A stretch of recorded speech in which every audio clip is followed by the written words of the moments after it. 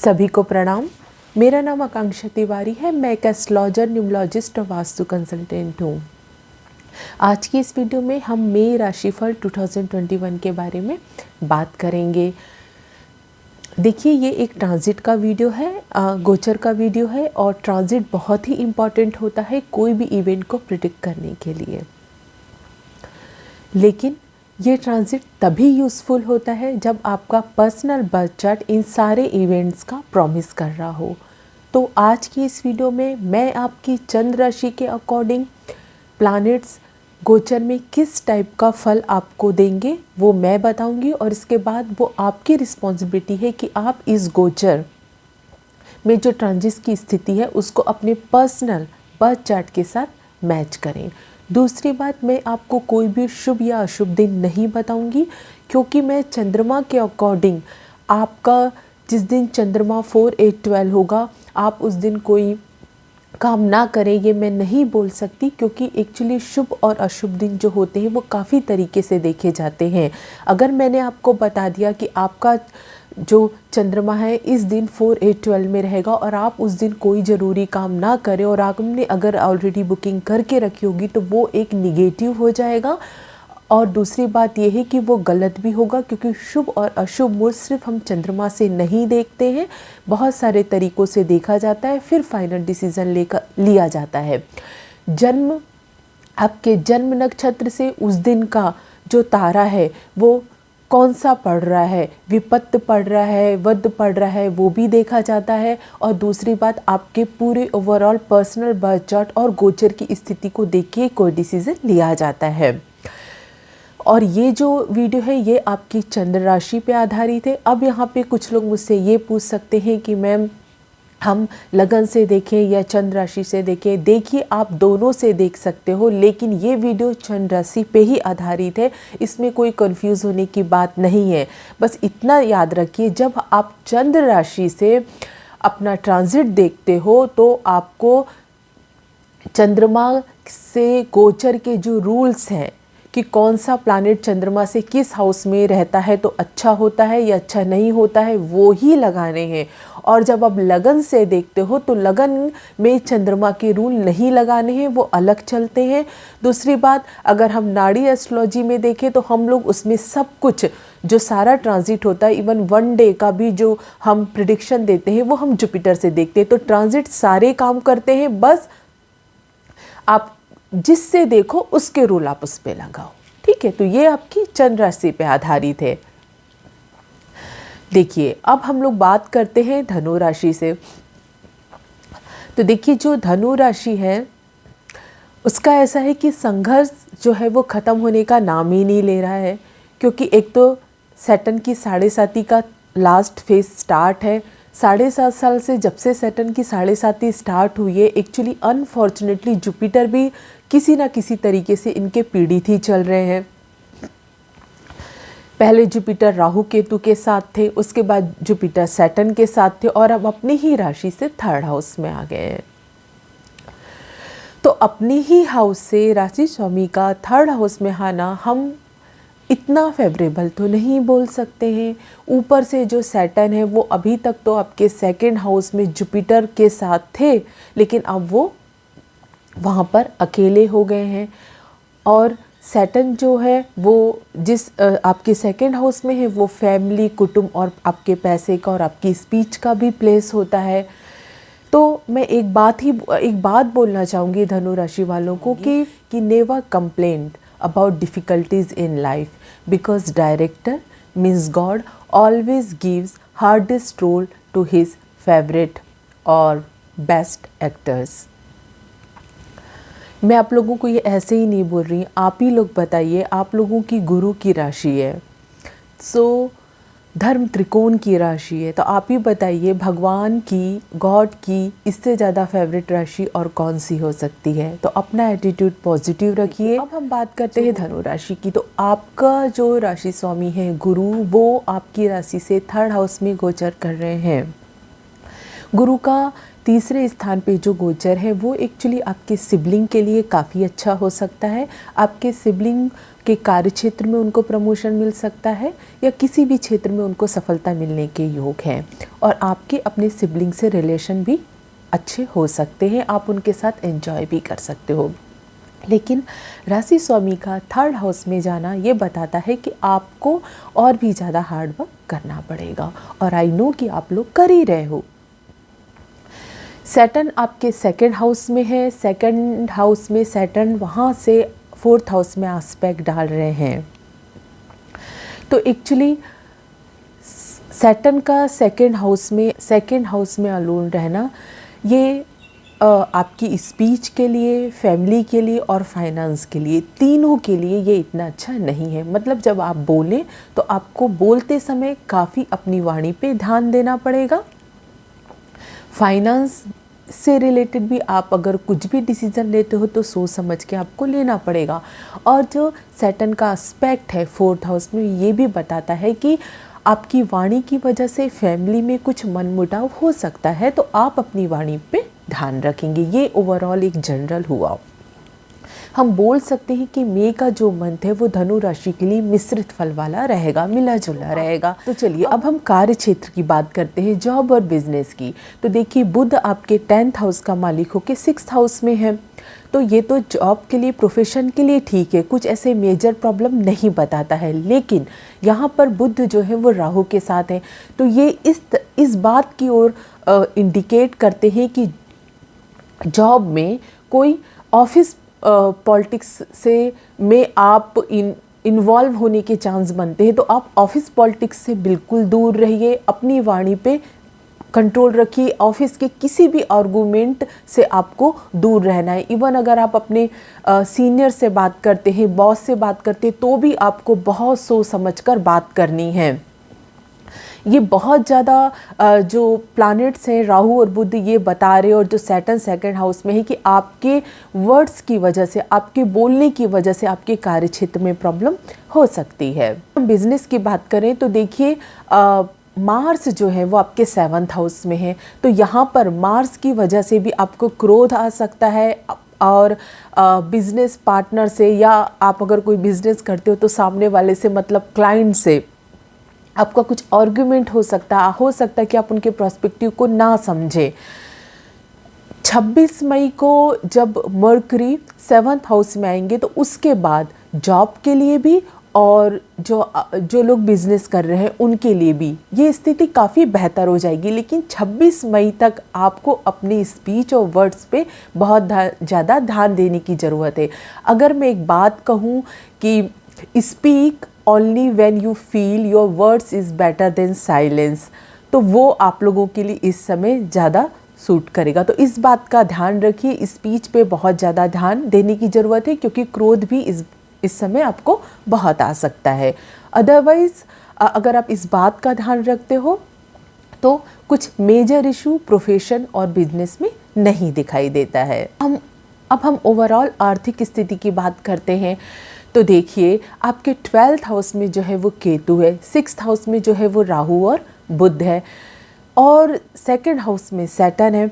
तो हम ये बोल सकते हैं कि बहुत मुश्किल दिखता है इस मंथ कि आप कुछ बचत कर पाएँ। उल्टा जो प्लैनेट्स की स्थिति वो ये बताती है कि आपसे खर्चा बहुत होगा, सडनली कुछ अचानक से खर्चे भी आ सकते हैं। तो आप लोगों को बजट बना के चलना है। ये भी हो सकता है कि आप छोटे छोटे खर्चे कर दो, फिर बाद में आपको लगे कि ये बहुत बड़ा खर्चा हो गया है। तो बजट बनाकर चलिए, क्योंकि प्लैनेट्स ये बता रहे हैं कि खर्चा जो होगा वो बहुत ज़्यादा होगा। आपकी मानसिक परेशानी भी बढ़ सकती है। लेकिन 26 मई के बाद जब वीनस जो है वो आपके 7th हाउस में आएंगे, तो इससे जो लोग बिजनेस कर रहे हैं उनके लिए ये बहुत ही ज़्यादा बेनिफिशियल होने वाले हैं। अगर हम हेल्थ की बात करें तो हेल्थ में भी धनु राशि के जातकों को ज़्यादा ध्यान देने की ज़रूरत है। सैटर्न की 7.5 ऑलरेडी चालू है। सैटर्न 2nd हाउस में, 6th हाउस में राहु है, और मरकरी भी है। तो स्वास्थ्य के प्रति कोई लापरवाही नहीं करना है और स्पेशल अटेंशन रखना है, प्राणायाम और योगा करना है, क्योंकि ये आपकी मेंटल हेल्थ में भी हेल्प करेगा और फिजिकल हेल्थ में भी हेल्प करेगा। अब हम लव रिलेशनशिप और मैरिड लाइफ की बात करते हैं। तो देखिए, लव रिलेशनशिप में जो है वो आपको काफ़ी सामंजस्य बनाकर रखने की कोशिश करनी पड़ेगी। कोई मनमुटाव हो सकता है, कुछ मिसअंडरस्टैंडिंग हो सकती है। अगर हम विवाह की बात करें तो मार्स जो है वो आपके 7th हाउस में है, तो आपका जो लाइफ पार्टनर है उनको बहुत ज़्यादा गुस्सा आ सकता है, इस वजह से आपके आर्गुमेंट हो सकते हैं। और जब मरकरी 26 मई को आपके 7th हाउस में गोचर करेंगे, उसके बाद ये प्रॉब्लम और भी ज़्यादा बढ़ सकती है, विवाह से रिलेटेड प्रॉब्लम। लेकिन 28 मई के बाद जब वीनस 7th हाउस में गोचर करेंगे तो उसके बाद आपकी जो वैवाहिक जीवन में जो बेटर स्थिति आप लोग देख सकते हैं। और उपाय के रूप में आप लोग क्या कर सकते हैं, एक्चुअली धनु राशि वालों को हमेशा ही केसर का तिलक लगाना चाहिए, आपको गुरु के मंत्र का जाप करना चाहिए, ओम ग्राम ग्रीम ग्रौम सहा गुरुवे नमः। और यदि आप लोग सैटर्न की 7.5 की वजह से ज़्यादा प्रॉब्लम हो रही है तो उसका बेस्ट उपाय ये होता है कि आप हर सैटरडे को सुंदरकांड का पाठ करें। अब चलिए हम लोग मकर राशि के बारे में बात करते हैं। तो देखिए, मकर राशि की गोचर में जो स्थिति रहने वाली है मई के मंथ में, वो आर्थिक स्थिति के लिए काफ़ी मजबूत स्थिति रहेगी, क्योंकि 2nd हाउस में जो है वो जुपिटर है, 5th हाउस में राहु मरकरी के साथ है। तो अगर आपको आर्थिक स्थिति मजबूत करना है अपनी, तो ये बेस्ट पीरियड है उसके लिए। मई का मंथ उसके लिए बहुत अच्छा है। आप लोग को अलग अलग जो सोर्सेस है उससे आय प्राप्त हो सकती है और आप अपनी आर्थिक स्थिति ज़्यादा काम करके अपने काम पे फोकस करके मजबूत कर सकते हो। 28 मई के बाद ये जो स्थिति है, आर्थिक स्थिति जो है वो और भी मजबूत होने के लिए आपको अपॉर्चुनिटी मिलेगी। अब हम लोग नॉर्मल कार्य क्षेत्र की बात करते हैं। तो देखिए, जो लोग जॉब कर रहे हैं उनके लिए देखिए, आप लोगों के 10th हाउस में सैटर्न, सन, जुपिटर और वीनस, इसका एस्पेक्ट है। इस एस्पेक्ट की वजह से आप लोगों को अपने कार्य क्षेत्र में काफ़ी कन्फ्यूज़न की स्थिति बन सकती है। ये हो सकता है कि आपका फोकस ना रहे आपके काम पे, आपका मन ना लगे आपके काम पे, आप कोई डिसीज़न ना ले पाए। मेनली ये वाली जो स्थिति है वो एक असमंजस की स्थिति जो है वो ला सकती है। तो मैं यही कहना चाहूँगी कि अगर मकर राशि के जातकों को इससे बचना है तो उन्हें इस बात का ध्यान रखना होगा कि to succeed in your mission you have to be single minded devotion to your goals. अगर आप अपने गोल्स के प्रति फोकस रहे तो आप ये जो वर्क प्लेस में कुछ परेशानियां आने वाली हैं उससे आप बच सकते हो। अच्छा, बुध और राहु की जो युति है वो आपके 5th हाउस में है। तो यहाँ जैसे कि मैंने कहा कि ये आपकी आर्थिक स्थिति के लिए तो काफ़ी अच्छी है, बट यहाँ पर अगर आप बिजनेसमैन हो और कुछ इन्वेस्टमेंट करना चाहते हो तो वो आपको सोच समझ के करना चाहिए, क्योंकि आपके इंडिविजुअल चार्ट में मरकरी की स्थिति मुझे नहीं पता कैसी है। अगर वो ठीक नहीं है तो कई बार ये बुध और राहु की युति की वजह से हम लोग गलत डिसीज़न ले लेते हैं इन्वेस्टमेंट से रिलेटेड कुछ भी। तो इसका आपको ध्यान रखना है। आपको ऐसे कोई डिसीज़न लेने भी पड़े तो आपको जो राइट पर्सन है उनसे काउंसलिंग लेकर ही कोई भी डिसीज़न लेना है। हम आप लोगों के हेल्थ की बात करें तो सामान्य से बेहतर आपकी हेल्थ रहने वाली, कोई भी मेजर प्रॉब्लम आपके हेल्थ में नहीं दिखती है। बट जो समय चल रहा है उसके हिसाब से आपको प्रिकॉशंस लेना बहुत ज़्यादा ज़रूरी है। लेकिन ऐसे गोचर में ऐसी कोई स्थितियाँ नहीं बन रही जिससे आपको स्वास्थ्य से रिलेटेड कुछ मेजर इशू हो। तो ओवरऑल अगर हम कहें तो अभी तक जो हम बात कर रहे हैं मकर राशि की मई राशि फल की, तो स्वास्थ्य, जॉब, प्रोफेशन, बिजनेस या आर्थिक स्थिति में ऐसे कुछ मेजर इशू नहीं दिखाई देते हैं। लेकिन जिस बात का मैंने बोला है कि आपको फोकस रहना है और डिसीजन सोच समझ के लेना है, बस उस बात का आपको ध्यान रखना है। अब अगर हम लव लाइफ की बात करें या मैरिज लाइफ की बात करें तो देखिए 5th हाउस में राहु और मरकरी हैं, तो यहाँ तो आपकी वाणी में अभी तो मैजिक आ जाएगा। तो ये जो मैजिक है वो आपकी लव रिलेशनशिप में बहुत अच्छे से काम करेगा, उसमें कोई इशू नहीं दिखते हैं। वैवाहिक जीवन में भी जो सैटर्न है उसका 7th एस्पेक्ट जो है वो है आपके 7th हाउस में।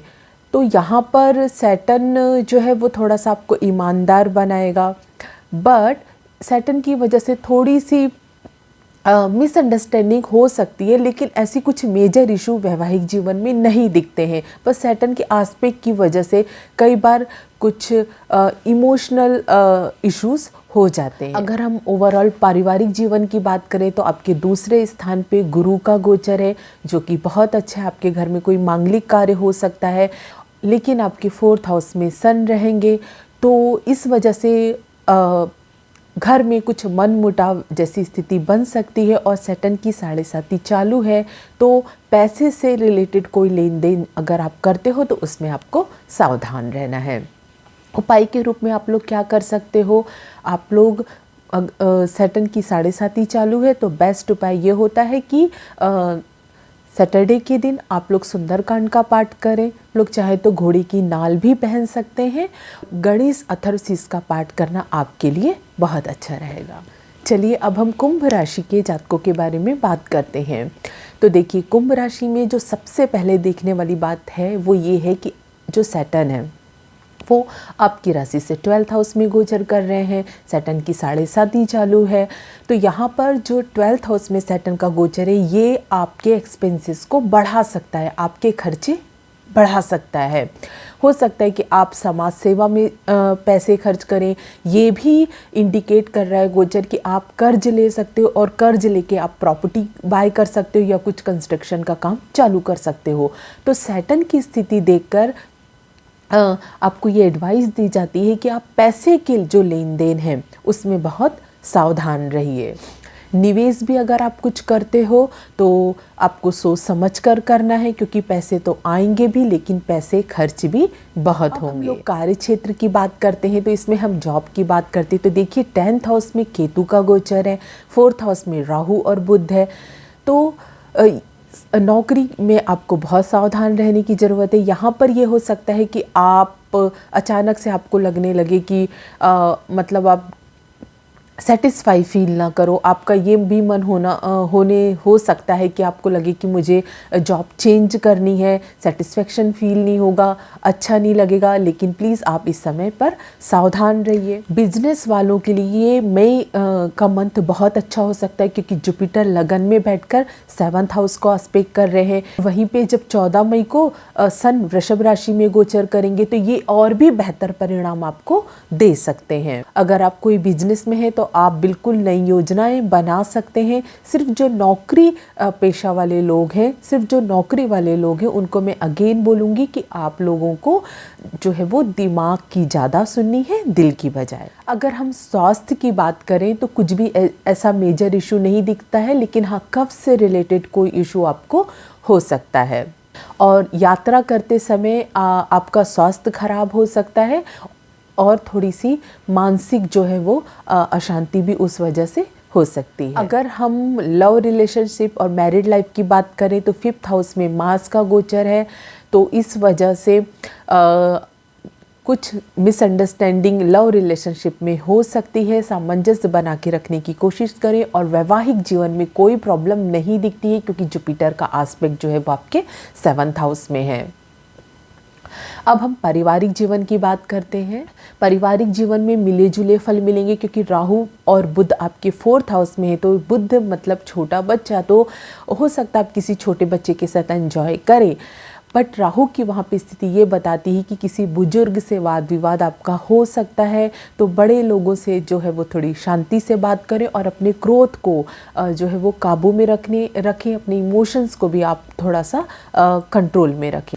यहाँ पर राहु की जो उपस्थिति है 4th हाउस में, उससे ये भी हो सकता है कि आपके माता पिता के स्वास्थ्य में थोड़ी सी गिरावट आ सकती है। उपाय के रूप में आप लोग क्या कर सकते हो, आप लोग नित्य दुर्गा कवच का पाठ कीजिए और सैटर्न के जो मंत्र होते हैं उसका भी आप जाप कर सकते हो। ओम प्राम प्रीम प्रौम सह शनिश्चराय नमः।